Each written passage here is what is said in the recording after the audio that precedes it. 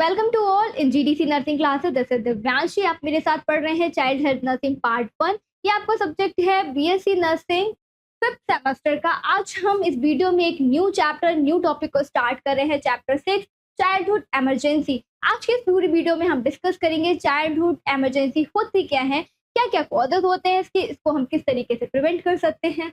तो हम मूव करेंगे accidents in the children and their prevention. बात करेंगे कि एक्सीडेंट होते क्यों हैं चिल्ड्रंस में, पीडियाट्रिक पेशेंट में, इसी के साथ साथ इसके कॉजेस क्या होते हैं और इसको हम प्रिवेंट किस तरीके से कर सकते हैं। एक्सीडेंट क्या होता है? एक ऐसा इवेंट होता है जो प्रिडिक्टेबल नहीं होता, जिसको हम प्रिडिक्ट नहीं कर सकते और जिसका रिजल्ट क्या निकल के आता है, इंजरी या फिर ट्रॉमा, और that will also lead to the death. इसमें बेबी की डेथ भी हो सकती है अगर हमने इन इमरजेंसी के ऊपर प्रॉपर टाइमली इंटरवेंशन बेबी को प्रोवाइड नहीं किया, तो बेबी की डेथ भी हो सकती है। इसको मैंने डिवाइड करा है 3 पार्ट में। फर्स्ट पार्ट में हम देखेंगे इन्फेंट बेबी में कौन कौन से इमरजेंसी होते हैं। सेकेंड हम बात करेंगे टॉडलर। थर्ड वन बात करेंगे school going children.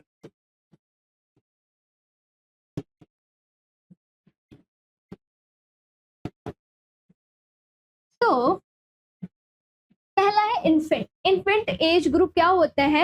0 to 1 year of the age के जो बच्चे होते हैं उनको हम इन्फेंट के ग्रुप में रखते हैं, इन्फेंट ग्रुप में रखेंगे। इन्फेंट जो बेबी होते हैं उनमें कौन कौन से इमरजेंसी हो सकते हैं? फॉर एग्जाम्पल बेबी फॉल हो सकते हैं, गिर सकते हैं मतलब कि इन्फेंट बेबी है, अभी चलना ही बस शुरू करते हैं, क्रॉलिंग करना स्टार्ट करते हैं, बहुत ज्यादा एक्टिविटी नहीं होती, पूरा ही किसके ऊपर, अपनी मदर के ऊपर या फिर केयर कीपर के ऊपर डिपेंडेंट होते हैं। दूसरा है drowning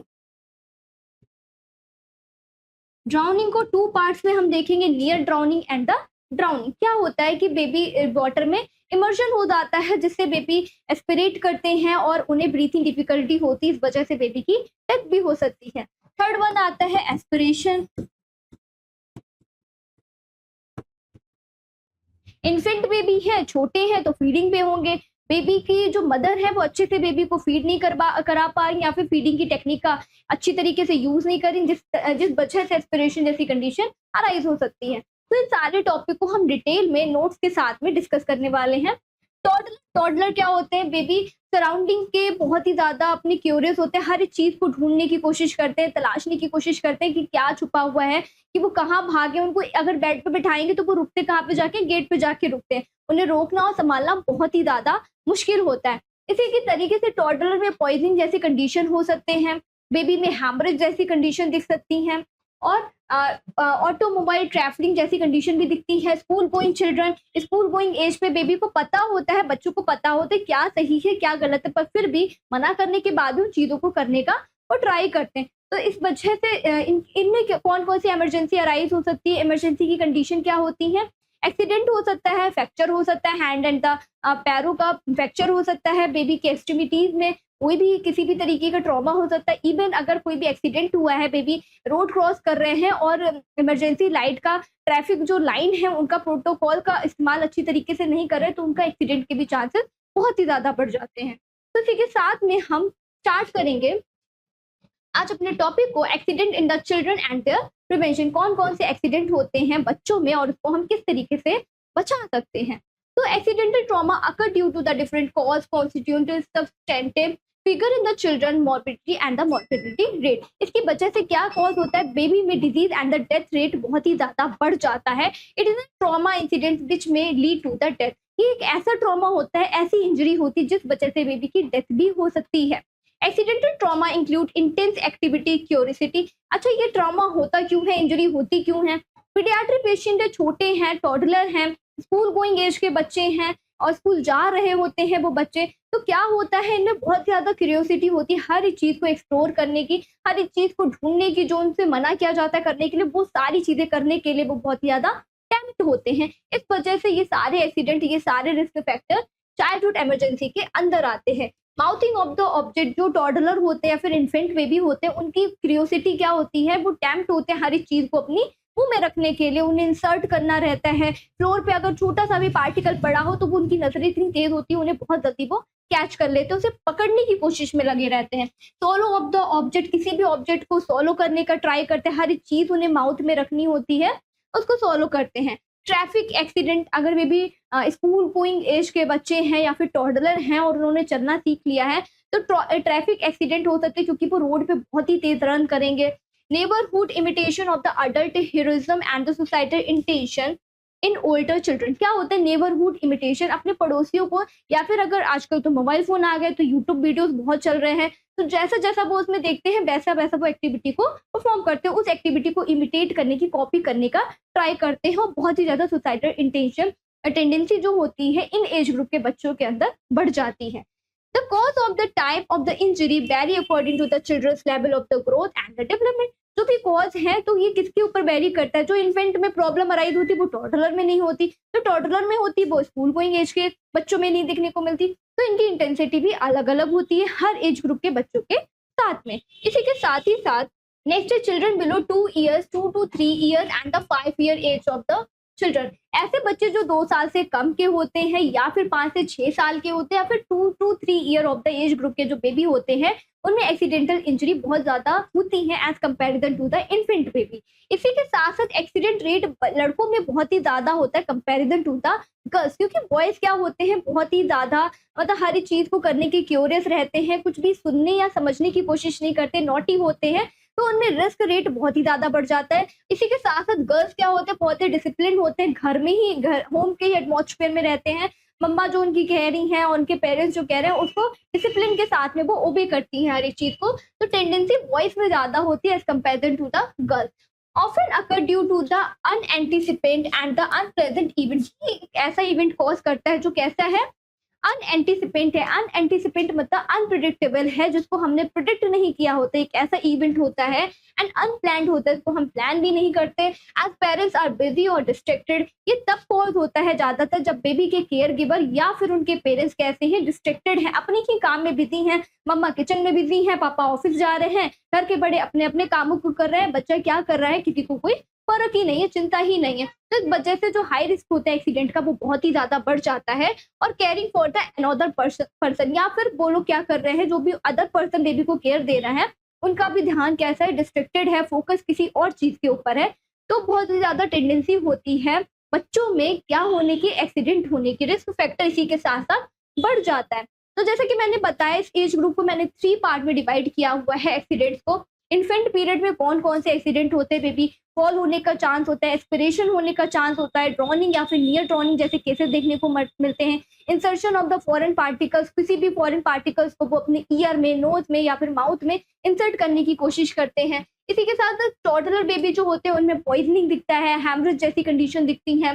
school going age group of the end the adolescent group में क्या ऐसी इमरजेंसी होती है जो चाइल्डहुड पीरियड में दिखती है?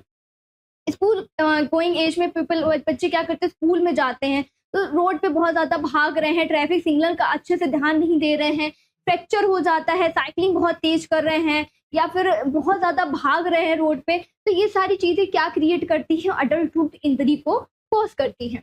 तो स्टेप बाय स्टेप हम डिटेल में देखेंगे हर एक चीज को नोट्स के साथ में, इसीलिए लास्ट तक हमारे वीडियो में बने रहिएगा। अगर आपको ये टॉपिक बहुत ही इंटरेस्टिंग और कुछ कुछ आपको समझ में आ रहा हो तो please like the video, share the video with your friend, जिससे वो भी अपनी लर्निंग को इनहेंस कर सकें। तो इन्फेंट पीरियड में क्या होता है? The newborn infant saved from the accident is likely to face hazard as they grow if left unattended and not properly looked after. अगर उनकी देखभाल अच्छे से नहीं की जा रही है और न्यू बॉर्न बेबी है, इन्फेंट है, तो क्या है, उनको एक्सीडेंट से बचाना होता है। अगर उनके केयर गिवर या फिर अटेंडेंट उनको अच्छे से ध्यान नहीं दे रहे तो हाई रिस्क होता है एक्सीडेंट होने का।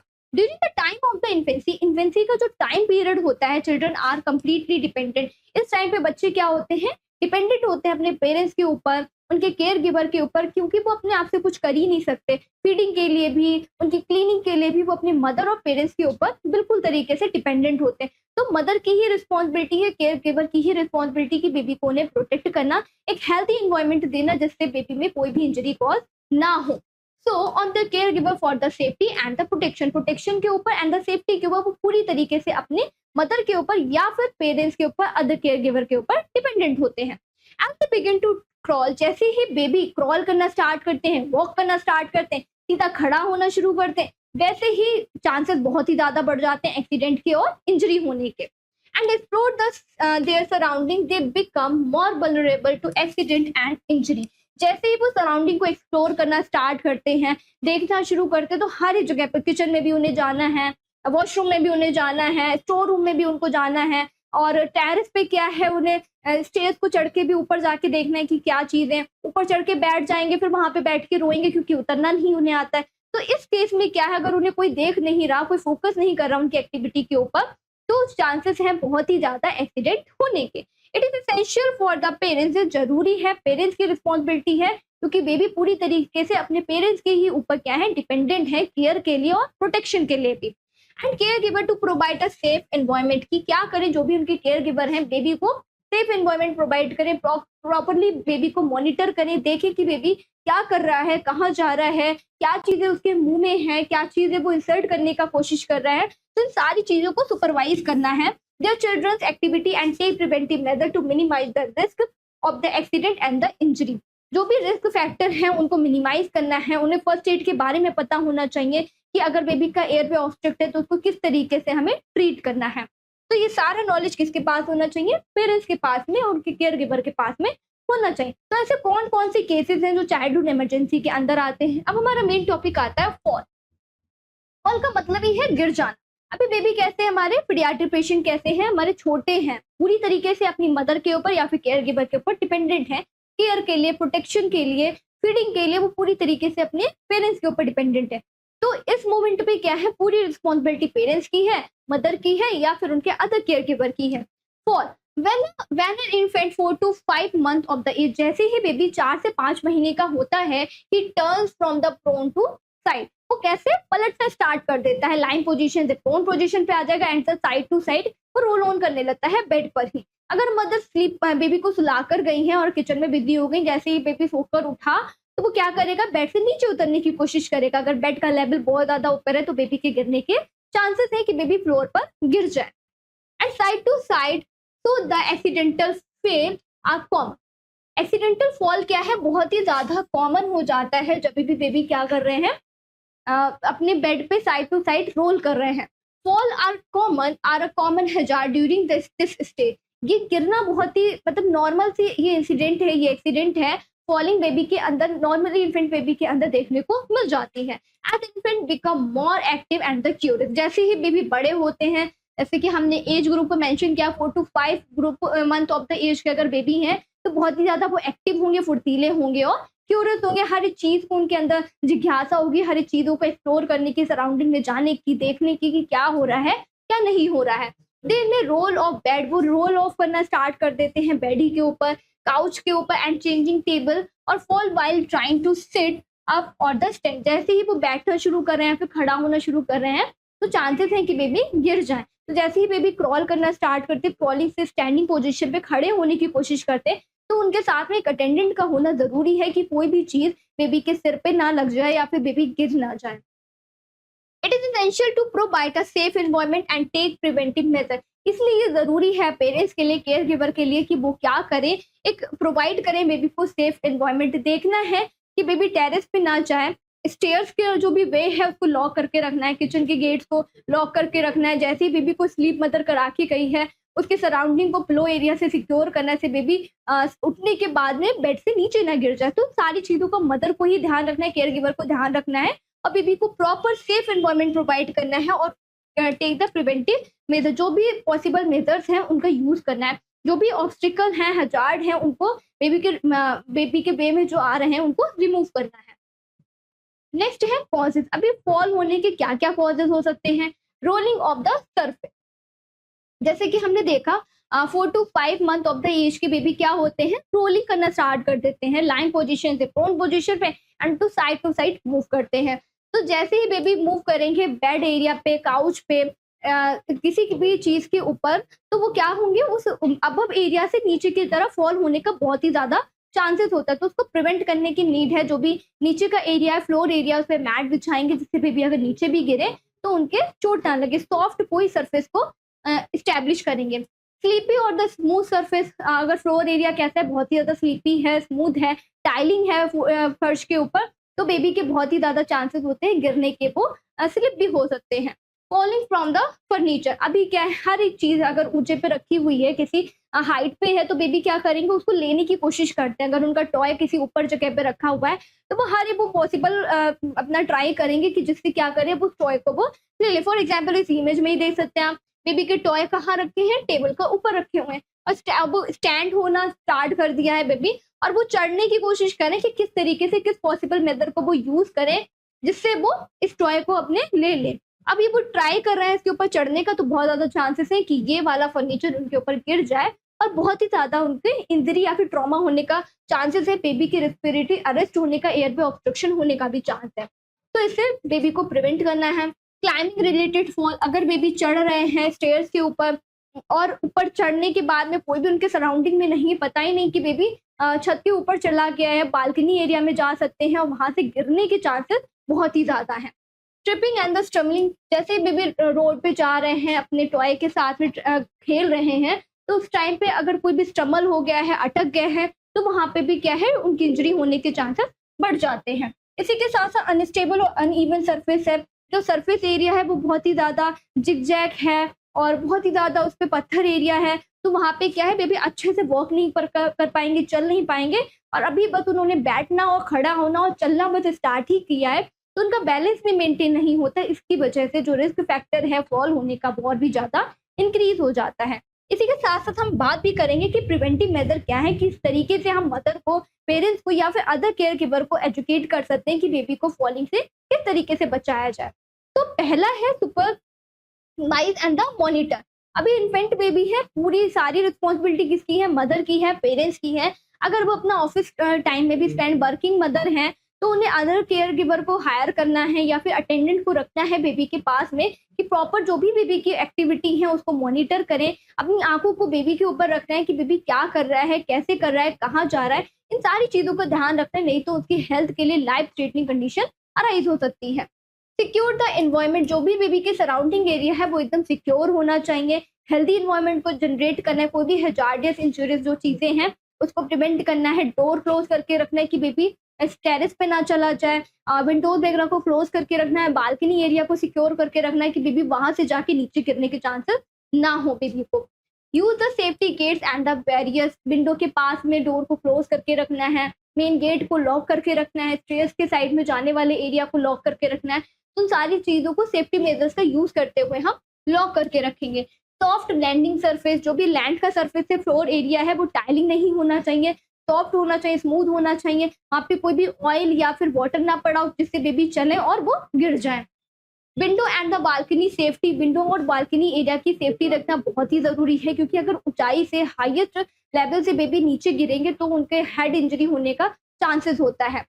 And the stable and the secure furniture, furniture कैसा होना चाहिए, सिक्योर होना चाहिए, स्टेबल होना चाहिए। जब मदर बेबी का डायपर चेंज कर रही है तो वो टेबल, वो एरिया कैसा होना चाहिए, एकदम सिक्योर फर्नीचर हो, हिलने डुलने वाला ना हो, अनस्टेबल ना हो जिससे वो गिर जाए और बेबी को चोट लग जाए। Non slip surface and the mat, ऐसे सरफेस का यूज करना है जो स्लिपरी ना हो, और ऐसे मैट का यूज करना है जो सॉफ्ट हो जिससे बेबी को चोट ना लगे। Cord and the wire, cord and the wire, जो भी हजार्डस इंजरी वाले जो चीजें हैं, बेबी के ऑब्स्टिकल को, ऑब्स्ट्रक्शन को कॉज करते हैं जब भी बेबी वॉक करे, तो उन सारे चीजों को रिमूव आउट करके रखना है, जिसमें किसी भी वायर में, किसी भी कॉर्ड में बेबी का पैर ना फंस जाए और वो गिर ना जाए, तो उससे भी बचाना, उन चीजों का ध्यान रखना है। चेंजिंग टेबल का सेफ्टी मेजर करना है। Stay alert and the focus, ये बहुत ही ज्यादा इंपॉर्टेंट है कि जब भी मदर बेबी को केयर प्रोवाइड कर रही है या फिर अपने किसी और काम में बिजी है, तब भी अपनी आंखों को इन्फेंट बेबी के ऊपर रखना है कि वो क्या कर रहे हैं, कैसे कर रहे हैं, कहाँ जा रहे हैं, किन चीजों को उठा रहे हैं, कहाँ पे चढ़ रहे हैं, क्या चीजें लेने का ट्राई करें, इन सारी चीजों को मॉनिटर करना है और ध्यान में रखना है।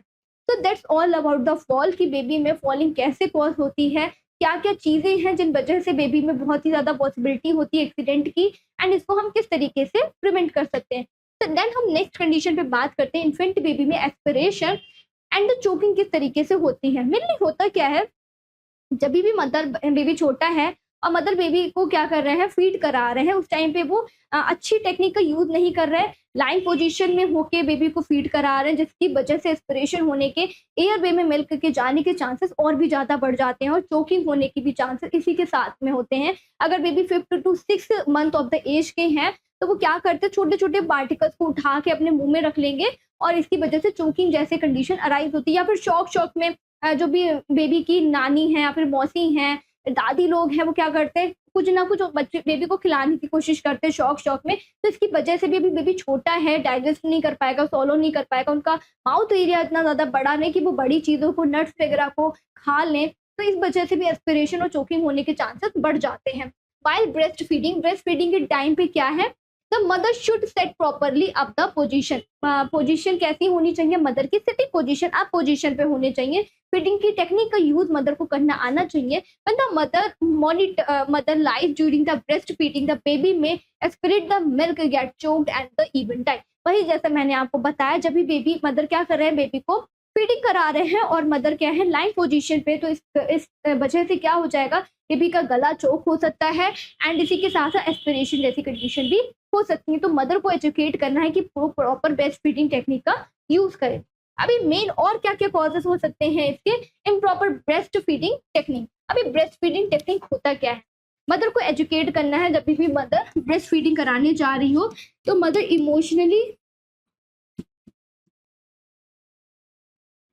इमोशनली स्टेबल होनी चाहिए, मेंटली फिट होनी चाहिए। इसी के साथ साथ लैचिंग का ध्यान रखना है।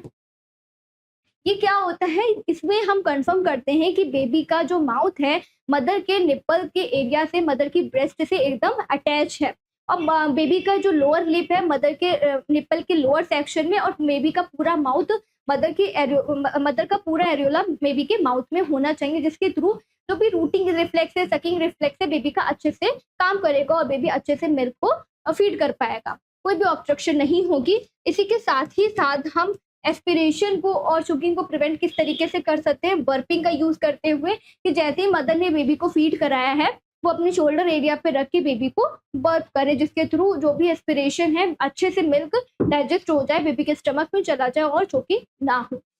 ऑब्जेक्ट ऑब्स्ट्रक्शन, कोई भी ऑब्जेक्ट, अभी तो मिल्क की हमने बात करी, अभी जैसे बेबी थोड़े से बड़े हुए, कुछ खाना स्टार्ट करा तो कोई भी ऑब्स्ट्रक्शन हो सकता है। जैसे यहाँ पे इमेज में दिखाया गया है कि बेबी क्या कर रहे हैं, स्मॉल पार्टिकल्स को लेके अपने माउथ में रखने की कोशिश कर रहे हैं, तो ये क्या कॉज करेगा, ऑब्स्ट्रक्शन को कॉज करेगा एयर पे।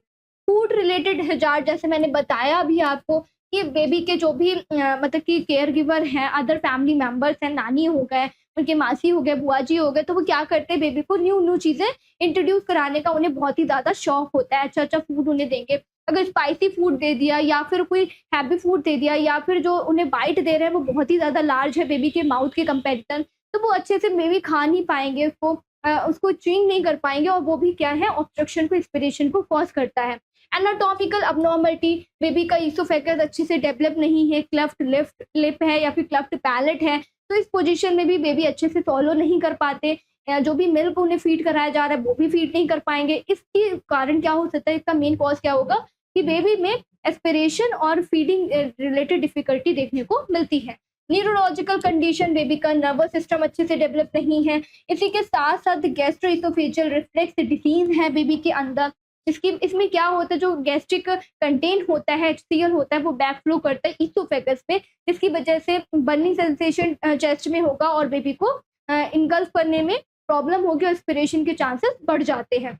Oral motor skill and the issue, baby का ओरल जितना भी रिफ्लेक्स है वो अच्छे से डेवलप नहीं हुआ है, मोटर स्किल्स अच्छे से बेबी के फॉर्म नहीं कर रहे हैं, रूटिंग रिफ्लेक्स अच्छा नहीं है, जिस वजह से एस्पिरेशन और चोकिंग जैसी कंडीशन हो सकती है। हमने पहला क्या पढ़ा, फॉल किस वजह से होता है, क्या क्या कॉजेज होते हैं उसके, और उसको हम प्रिवेंट किस तरीके से कर सकते हैं। नेक्स्ट हमारी कंडीशन क्या चल रही है, एस्पिरेशन एंड द चोकिंग किस वजह से होती है। इन एडुकेट मदर फीडिंग टेक्निक का यूज कर रहे हैं या फिर बेबी थोड़े से बड़े हो गए हैं और कुछ भी फूड पार्टिकल को वो अपने मतलब माउथ में रख रहे हैं, जिस वजह से एस्पिरेशन और चोकिंग के चांसेस बढ़ जाते हैं। अभी बात करते हैं किस तरीके से हम चोकिंग और एस्पिरेशन को प्रिवेंट कर सकते हैं।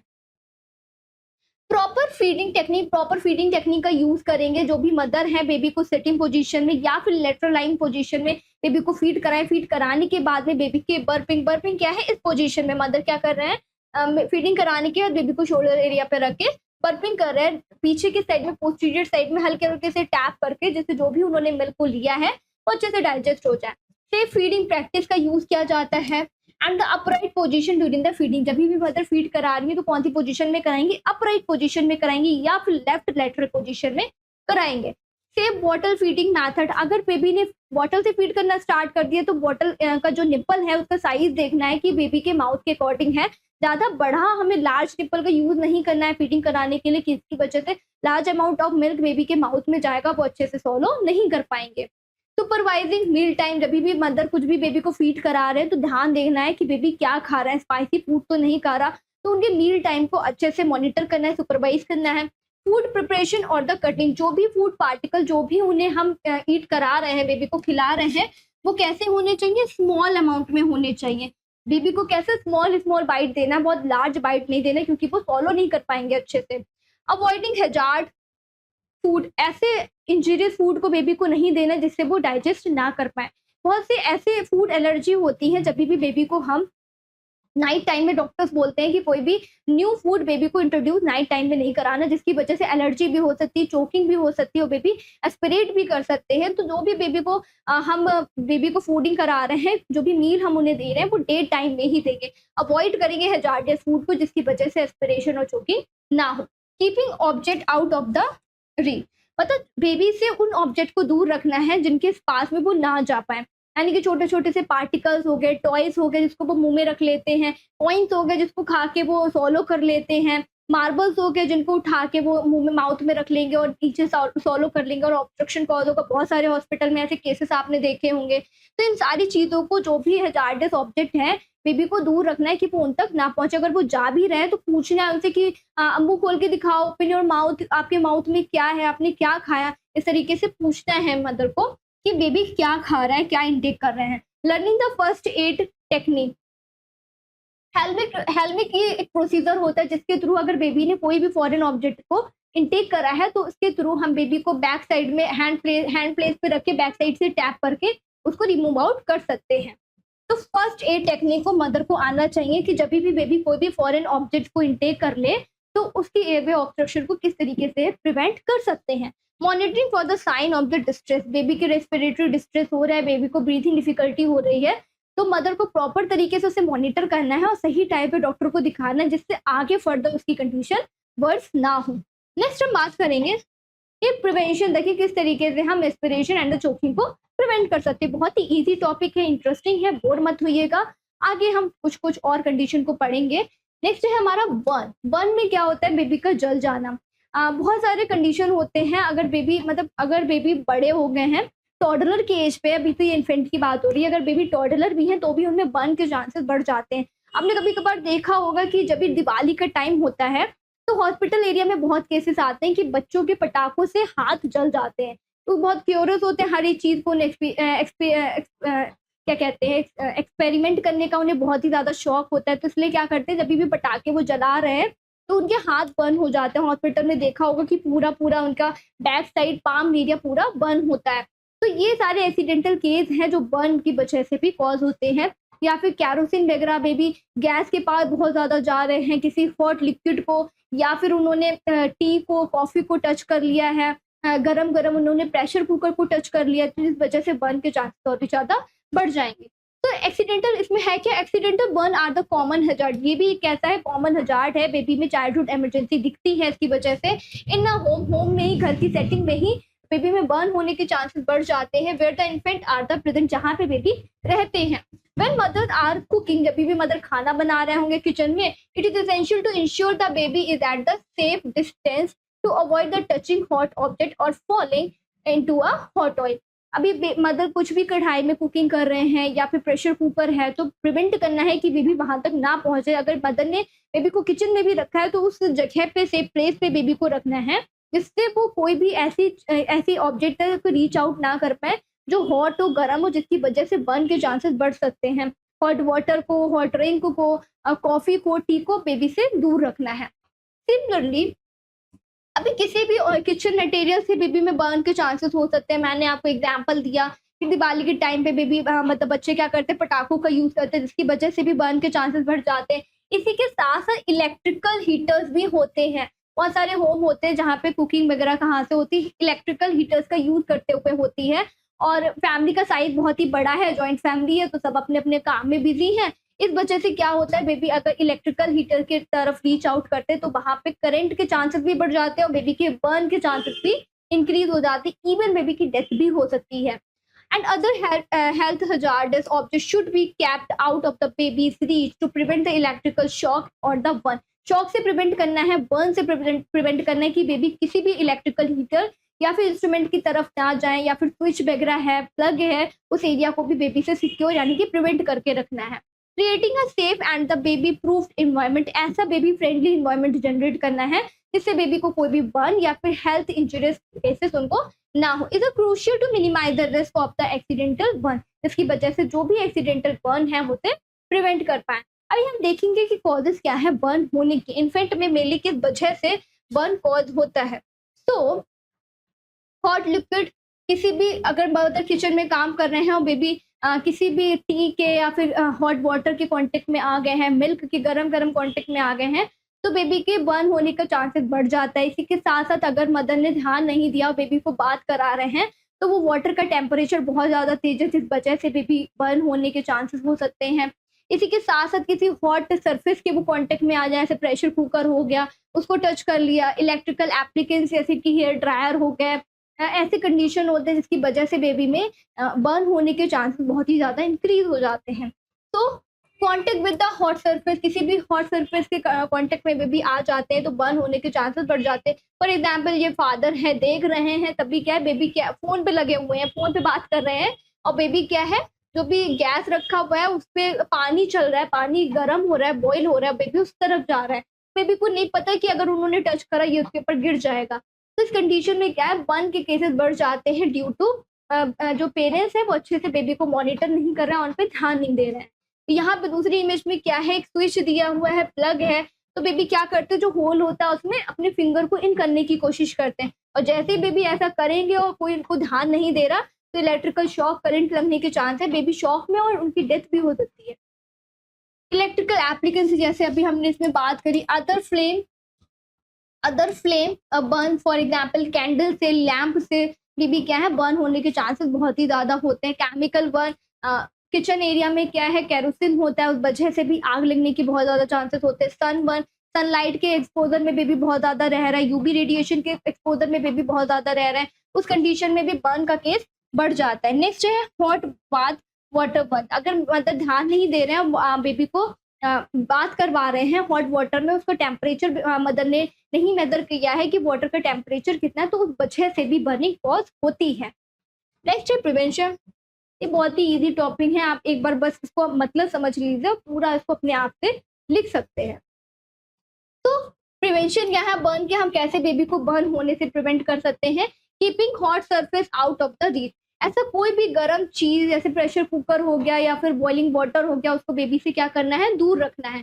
Using safety gate and the barrier, baby को प्रिवेंट करना है कि वो किचन में ना जाए, ऐसी जगहों पे ना जाए जहाँ पे हॉट सरफेस हो या फिर हॉट ऑब्जेक्ट रखा हो, जिस वजह से बेबी में बर्न के चांसेस बढ़ जाते हैं।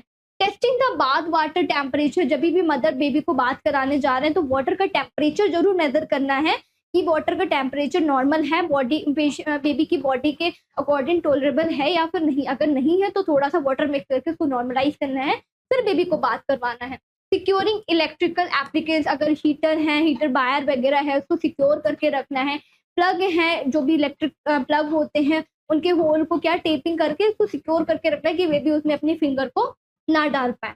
Preventing the access to the hot liquid, किसी भी टी के, मिल्क के या फिर हॉट वाटर के एक्सेस तक बच्चे को पहुंचने तक रोकना है। Dressing infant in the flame resistant clothing, baby को किसी भी कैंडल लैंप में या फिर कैंडल की फ्लेम लाइट पे बेबी की क्लोथिंग को चेंज नहीं करना है।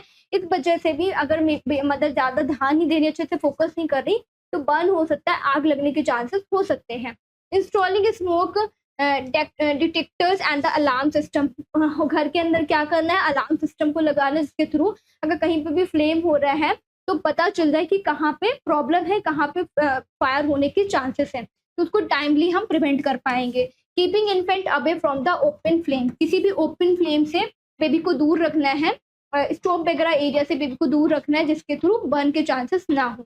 And supervising infant at all the time. Infant है, छोटे बेबी है, तो हर एक जगह से बेबी को ध्यान रखना है कि वो कहाँ जा रहे हैं, कहाँ पे बैठ रहे हैं, कहाँ पे उठ रहे हैं, किस चीज को टच कर रहे हैं, किस चीज को उठा रहे हैं। इन सारी चीजों का बहुत अच्छे से ध्यान रखना है, मॉनिटर करना है। किसका काम होता है? मदर का और घर में रहने वाले अदर हेल्थ केयर वर्कर का।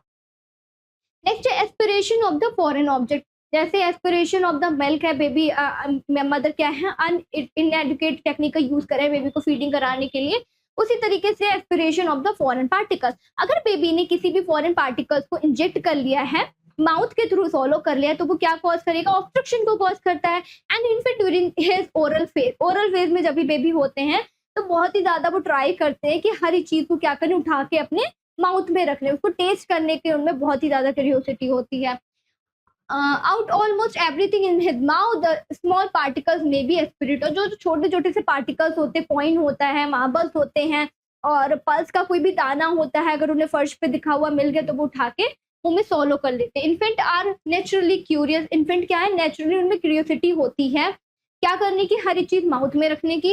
Often explore their environment by the putting object in the mouth. हर एक चीज को वो कैसे एक्सप्लोर करते हैं? हर एक चीज को उठा के अपने माउथ में रखने की कोशिश करेंगे। This behaviour can lead to the aspiration of the foreign object as a small particles and become dislodged and enter the airway. जब भी वो एस्पिरेट करेंगे किसी भी फॉरेन पार्टिकल को, फॉरेन ऑब्जेक्ट को, किसी भी कॉइन को या फिर मार्बल को, तो ये क्या कॉज करेगा? उनके एयरवे में ऑब्स्ट्रक्शन को कॉज करेगा। ब्रीथिंग डिस्ट्रेस होगा, बेबी अच्छे से ब्रीथ नहीं कर पाएंगे और एयरवे पूरी तरीके से ऑब्स्ट्रक्टेड हो जाएगा, बेबी को ब्रीथिंग डिफिकल्टी होगी, पल्स रेट बिल्कुल लो हो जाएगा, बेबी शॉक में भी जा सकते हैं। तो इसलिए aspiration of the foreign particles को हमें प्रिवेंट करके रखना है कि बेबी उन चीजों तक ना पहुंच पाए। कॉजेस क्या होते हैं? मेनली इसके oral exploration and the curiosity. Mainly क्या है कि बेबी बहुत छोटे हैं, 4 to 5 year of the age के हैं, ओरल फेज उनका स्टार्ट हो गया, जिस बच्चे से क्या हर एक चीज की उन्हें क्यूरियोसिटी होती है कि वो माउथ के अंदर रखे होते, टेस्ट करना उन्हें अच्छा लगता है कि ये ऑब्जेक्ट है तो ये कैसी है। उन्हें नहीं पता कि उन्हें खाना है या फिर नहीं खाना है, पर फिर भी उन्हें माउथ में रखना होता है। Access to the small object, छोटे छोटे पार्टिकल बच्चे होते हैं, उनकी आंखें बहुत तेज होती हैं, आपको फ्लोर पे पड़ा हुआ कोई भी पार्टिकल्स नहीं दिखेगा, लेकिन बच्चों को बहुत ही उनकी शार्प होती है, एकदम फोकस उनका बहुत ही अच्छा होता है, स्ट्रॉन्ग होता है कि छोटे से भी पार्टिकल्स वो अच्छे से नोटिस कर लेंगे, उसे जाके ग्रैब करेंगे और माउथ में रख लेंगे। Toys with the small parts, ऐसे टॉयज को अवॉइड करना है कि जिनके स्मॉल पार्ट्स हो, क्योंकि वो बच्चे क्या करते हैं, पहले तो ऑपरेशन करने का कोशिश करेंगे, मेनली बॉयज होते हैं, अगर उन्हें कोई भी टॉय दिया जाए वो खेलेंगे बाद में, बट पहले उसके हर एक पार्ट को अलग अलग करके एक्सपेरिमेंट करके पूरी तरीके से उसे देखेंगे। तो ये भी एक मेन कॉज हो सकता है कि बेबी इन टॉयज के छोटे छोटे पार्टिकल्स को, छोटी छोटी स्मॉल बॉल्स आती हैं खेलने के लिए रबर की, तो उसको वो क्या कर सकते हैं, स्प्रेड कर सकते हैं। चोकिंग हैजार्ड फूड, बड़े बड़े पार्टिकल्स को, बड़ी बड़ी बाइट को बेबी को खाने को नहीं देना, नट्स नहीं देने हैं। इन्फ्लेटेबल ऑब्जेक्ट, ऐसे बहुत सारे ऑब्जेक्ट होते हैं, खाने के फूड पार्टिकल्स होते हैं जिसको माउथ में रखने से या फिर नोज में डालने से वो क्या हो जाते हैं, इन्फ्लेम्ड हो जाते हैं, फूल जाते हैं, इस वजह से एयर में पूरी तरीके से ऑब्स्ट्रक्टेड हो जाता है। Marbles and the small ball, जैसे मैंने एग्जांपल दिया कि baby small ball and the marbles को भी माउथ में रख लेते हैं, इस वजह से एयरवे ऑब्स्ट्रक्शन कॉज होता है। इसी के साथ साथ कॉइन्स हो गए, अदर स्मॉल ऑब्जेक्ट हो गए, इसको भी बेबी अपने एस्पिरेट कर सकते हैं, माउथ में रख सकते हैं। ये होता किस वजह से? Mainly lack of the supervision and the safety precaution. Mother या फिर उनके केयर गिवर या फिर जो भी उनके फादर हैं वो अपने वर्क में बिजी हैं और बेबी क्या कर रहा है वो कोई भी मॉनिटर नहीं कर रहा, कोई भी ध्यान नहीं दे रहा है। तो expiration of the foreign particles को हम किस तरीके से प्रिवेंट कर सकते हैं? For the prevention of the foreign particles, foreign object हमें क्या करना है? सुपरवाइज करना है इन्फेंट को, हर एक टाइम पे मॉनिटर करना है बेबी की हर एक एक्टिविटी को कि बेबी क्या कर रहे हैं, कैसे कर रहे हैं, कहाँ जा रहे हैं। Keeping small object out of the reach, जो भी छोटे छोटे से पार्टिकल्स हैं उन तक बेबी को पहुंचने से प्रिवेंट करना है। Using safety gate and the barrier, जहाँ पे भी किचन एरिया है, रूम एरिया है, उसको लॉक करके रखना है। अगर मदर बेबी को सुला कर गई है तो उस एरिया को फ्लो से सिक्योर करेंगे, गेट को अच्छे से लॉक करके जाएंगे। तो इस सारे इनको यूज करके हम क्या कर सकते हैं, बेबी में एक्सीडेंट रिस्क को कम कर सकते हैं। Choosing the safe toy and the object, जैसे हमने कॉज में देखा कि जो स्मॉल टॉयज होते हैं, द ऑब्जेक्ट होते हैं, बेबी क्या करते हैं, उनको ऑपरेट करते हैं, उससे इंगल्फ करने का कोशिश करते हैं, सोलो करने की कोशिश करते हैं। तो उन स्मॉल टॉयज को और ऑब्जेक्ट को बेबी से दूर रखना है कि वो ऐसे टॉयज खेलें जिसके थ्रू वो जिसको वो सॉल्व ना करें, और जब भी बेबी खेल रहे हैं तो उसको मॉनिटर करने का काम मदर का है कि वो अपने सामने बिठा के ही बेबी को ऑब्जेक्ट दे। Preventing access to the small food, छोटे-छोटे फूड पार्टिकल्स की तरफ बेबी ना जाए, इस बात का ध्यान रखना है। Securing balloon and the inflatable object, ऐसे बैलून को या फिर कोई ऐसी ऑब्जेक्ट जैसे मटर का दाना हो गया, वो क्या होता है फूल जाता है बहुत ही ज़्यादा, तो उन सारे ऑब्जेक्ट को बेबी से दूर रखना है। Safely storing batteries and the small part, जो भी बैटरी के स्मॉल पार्ट्स होते हैं या फिर बैटरी वगैरह होते हैं, उनको सेफली सिक्योर करके स्टोर करके रखना है। Educate the older children on safety, जो बड़े बच्चे हैं घर में और छोटे बच्चे हैं, तो बड़े बच्चों को एजुकेट करके रखना है कि बेबी क्या कर रहे हैं, जब बेबी खेल रहे हैं तो उन्हें कोई भी छोटी चीजें ना खेलने को दी जाए जिसकी वजह से वो खा के उनमें एयरवे ऑब्स्ट्रक्शन जैसी कंडीशन अराइज हो।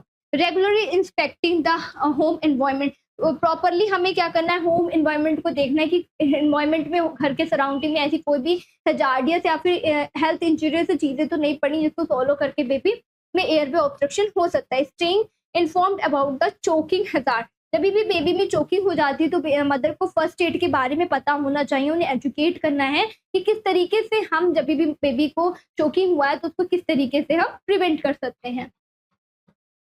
Next, insertion of the foreign body into the infant. अभी हमने देखा था एस्पिरेशन, अब बात करते हैं इंसर्शन की। ये बेबी क्या करते हैं, इंसर्ट कर लेते हैं, अभी तो माउथ में ले रहते हैं पर छोटे छोटे पार्टिकल्स को किसी के साथ में अपने ईयर में, नोज में वो डाल लेते हैं, जिस वजह से ईयर ड्रम डैमेज हो जाता है, इन्फेक्शन होने के चांसेस बढ़ जाते हैं। अब नोज में डाल रहे हैं तो थ्रोट चोक होने का चांसेस होता है और एयरवे ऑब्स्ट्रक्शन होने का भी चांसेस बढ़ जाता है। ड्यूरिंग द क्रॉलिंग, जैसे ही बेबी क्रॉल करना स्टार्ट करते हैं, एक्सप्लोरिंग स्टेज होती है ये बेबी के अंदर। Infant often insert small objects such as the button, beads into their ear, nose and the other body opening। जहाँ पे भी बॉडी में ओपनिंग प्रेजेंट होती है उस होल में वो छोटे छोटे से पार्टिकल्स को उठा के वो इंसर्ट करने की कोशिश करते हैं। If this object enter the respiratory tract, अगर ये रेस्पिरेटरी ट्रैक में एंटर कर गई या ऑडिटरी कैनाल में एंटर कर गई तो हियरिंग प्रॉब्लम अराइज हो सकती है, और जब भी बेबी कुछ फॉलो कर रहे हैं तो वो उनके लंग्स में भी एस्पिरेट होके जाने के चांसेस होते हैं, इस वजह से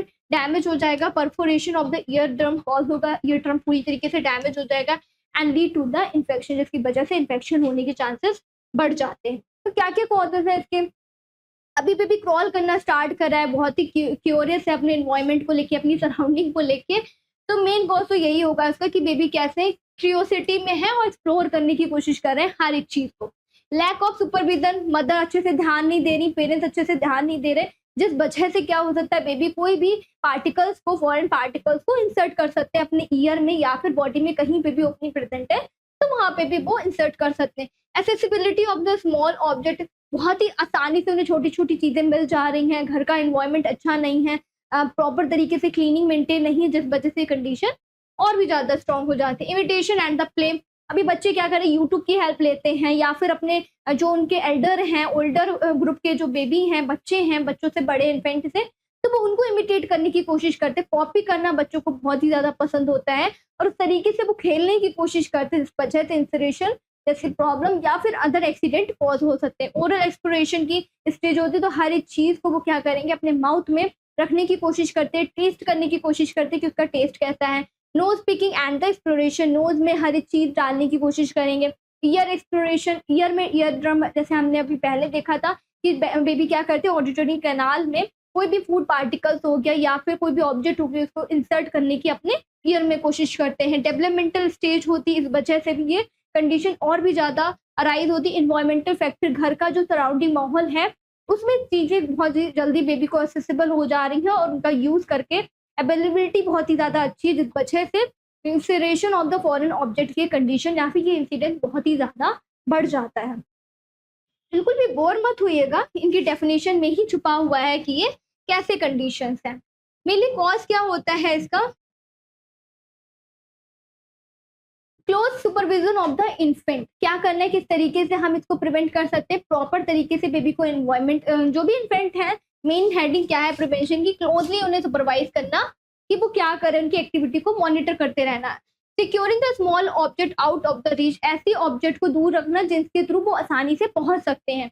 installing safe gate and the barrier, जैसे हमने पहले भी प्रिवेंशन में देखा था, दोबारा से इसलिए मेंशन करा है कि आपको रिमाइंड होता रहे और दोबारा से देखने की आपको नोट्स देखने की नीड ना हो, अच्छे से याद हो जाए।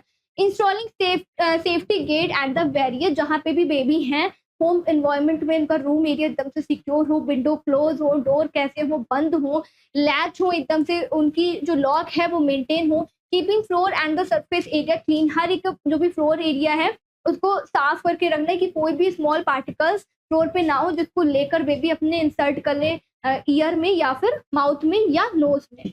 Avoiding the small object and the toy, छोटे छोटे टॉयज को या फिर ऑब्जेक्ट को बेबी को नहीं देना है क्योंकि उनका भी यूज करके वो अपने ईयर में, नोज में या फिर माउथ में इंसर्ट कर सकते हैं। Creating a safety environment, baby को एकदम हेल्दी इन्वायरमेंट देंगे, रेगुलर सेफ्टी इंस्पेक्शन करेंगे कि बेबी क्या कर रहे हैं, उसके बारे में मदर को पूरा ध्यान रखना है बेबी की एक्टिविटी के ऊपर। इसी के साथ साथ staying informed about the infant safety, mother को ध्यान देना है कि बेबी को कैसे सेफ्टी मेजर प्रोवाइड कर सकते हैं, कैसे प्रिवेंट कर सकते हैं कि वो फॉरेन ऑब्जेक्ट का वो इंसर्शन ना करे अपनी ईयर ड्रम में या फिर माउथ में। बेबी को भी एजुकेट करना है इसी के साथ साथ। नेक्स्ट है मोस्ट इम्पॉर्टेंट, ये जरूर पूछा जाता है एग्जाम में, ड्राउनिंग और द नियर ड्राउनिंग। ड्राउनिंग क्या है? इमर्ज हो जाना वाटर में। नियर ड्राउनिंग क्या है? ये एक ऐसी कंडीशन होती है जिसमें सर्वाइवल रेट 24 आवर्स के बाद में पॉसिबल होते हैं। अगर हम थोड़े थोड़े से प्रिवेंटिव मेजर का यूज करें तो बेबी की लाइफ को हम सेव कर सकते हैं। बहुत सारे कॉजेज होते हैं कि बेबी बड़े हो गए हैं और अपने आप से चीज़ों को एक्सप्लोर करने की कोशिश कर रहे हैं, जिस वजह से बेबी का क्या हो सकता है, ड्राउनिंग जैसी कंडीशन अराइज हो सकती है, वाटर में उनका इमर्शन बहुत ज़्यादा होता है। एक केस आया था हॉस्पिटल में कि एक मतलब कि लड़की थी, उसने क्या करा, अपने भाई को मदर ने टब रखा बेबी को बात कराने के लिए, उसने अपने भाई को उठा के मतलब शौक में, जो छोटे से लड़कियां होती हैं उन्हें बहुत शौक होता है ना पैम्पर करने का अपने ब्रदर्स को, तो उन्होंने क्या करा, उसने कहा कि चलो आज मैं अपने भाई को नहलाती हूँ। उन्होंने उठा के बकेट में, पानी से भरी हुई पूरी बकेट थी और छोटा सा बेबी था, इन्फेंटी था, उसने उठा के उसको बकेट में डाल दिया। अभी क्या है, अगर मदर ध्यान ना दे तो बेबी क्या है, ड्राउनिंग हो सकता है, बेबी की डेथ हो सकती है अगर वो बकेट में लंबे समय तक के लिए पड़ा रहेगा। तो ऐसी कंडीशन बेबीज में देखने को मिलती हैं। कॉजेज इसके बहुत ही ज़्यादा होते हैं, बट इसको प्रिवेंट भी किया जा सकता है अगर टाइमली इंटरवेंशन का यूज करें तो। क्या है, drowning refers to the death caused by the submersion in the water resulting in the asphyxiation, मतलब बेबी में ब्रीथिंग डिफिकल्टी होगी, ब्रीथलेसनेस पूरी तरीके से कॉज हो जाएगी। Near drowning on the other hand, दूसरी ही हाथ में नियर ड्राउनिंग क्या होती है, refer to the survival for at least 24 hours. मैंने बताया इसमें सर्वाइवल रेट क्या है, पॉसिबल होता है 24 आवर्स तक के लिए। Being submerged into the water although the individual may still experience serious health complication, अगर ड्राउनिंग हो गई है बेबी, अगर नियर ड्राउनिंग में भी है, तब भी वो क्या एक्सपीरियंस करेंगे, सीरियस हेल्थ कॉम्प्लिकेशन को कॉज करता है। बेबी का ब्रेन डैमेज हो सकता है, लंग्स में जा सकता है, स्टमक में वाटर फिल्ड हो सकता है। तो ये कैसी है, एक कॉम्प्लिकेशन है जिसकी वजह से बहुत सारे हेल्थ में रिलेटेड कॉम्प्लिकेशन देखने को मिलते हैं। The severity of the drowning, जो सीवियरिटी होती है ड्राउनिंग की या फिर नियर ड्राउनिंग की, indicate can vary widely depending on the factors such as the duration of the submersion and the individual overall health। Baby की हेल्थ के ऊपर इंडिकेट करेगा। अगर बेबी स्विमिंग पूल में गिर गया है और उसको स्विमिंग करना आता है, स्विमिंग स्किल है, तो वो बच भी सकता है। इसी के साथ साथ डेप्थ ऑफ द वाटर भी डिपेंड करता है कि वाटर का डेप्थ कितना है। इसी के साथ साथ ये डिपेंड करता है कि कौन सा फैक्टर है या बेबी कितने टाइम तक वाटर में गया है, तो उसके ऊपर भी ड्राउनिंग और नियर ड्राउनिंग की कंडीशन डिपेंड करती है। Drowning and the near drowning can occur in any body of the water, किसी भी बॉडी में, स्विमिंग पूल में, बाथ टब में बेबी सबमर्ज्ड हो सकता है वाटर में, from bath tub and the swimming pool and to the lakes and the ocean. बड़ी बड़ी जगहों में भी ये कंडीशन देखने को मिलती है, घर से लेके ओशियन तक। तो कॉजेज क्या है मेनली, अगर मदर अपने काम में बिजी हैं, अनसुपरवाइज्ड बाथ टाइम, बेबी जब भी बात कर रहे हैं, जैसे मैंने एग्जांपल दिया कि एक लड़की थी, उन्होंने अपने भाई को क्या करा, मदर ने बकेट को भर के रखा, बेबी को बात कराने के लिए उसने अपने भाई को जाकर बकेट में डाल दिया। तो ये क्या है, अनसुपरवाइज्ड है कि मदर क्या कर रही थी, सुपरवाइज अपने अच्छे से मॉनिटर नहीं कर रही थी जब भी बेबी को वो बात कराने जानी थी। तो इस कंडीशन में भी ड्राउनिंग हो सकती है।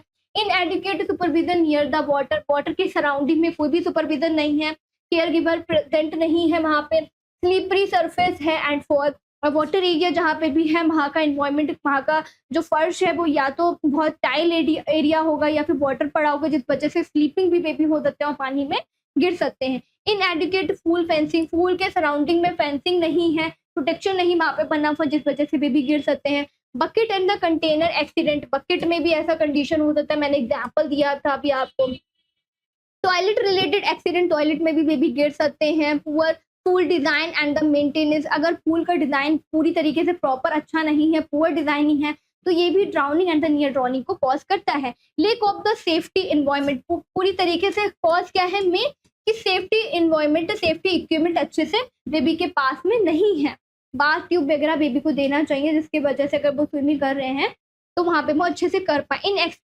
इन एक्सपीरियंस्ड केयर गिवर, अगर जो केयर गिवर है, न्यूबॉर्न बेबी है, फर्स्ट चाइल्ड है, तो उन्हें एक्सपीरियंस नहीं होता, इस वजह से भी बेबी में जो एक्सीडेंट के रिस्क है वो बहुत ही ज़्यादा बढ़ जाते हैं। इन्वायरमेंटल हजार्ड जो सराउंडिंग है बेबी के, उसमें प्रॉब्लम है। इमेज में देख सकते हैं, ये बाथ टब में मदर नहलाने जा रहे हैं, अगर बाथ टब का जो लेवल है वाटर का बेबी के साइज से या फिर बेबी की एज से बहुत ज़्यादा होगा, तो यहाँ पे बेबी ड्राउनिंग होने के चांसेस बहुत ही ज़्यादा होंगे। तो यहाँ पे बेबी क्या है, स्विमिंग पूल में एकदम डेप्थ में चले गए हैं, इसका वाटर का लेवल क्या है, बहुत ही ज़्यादा है।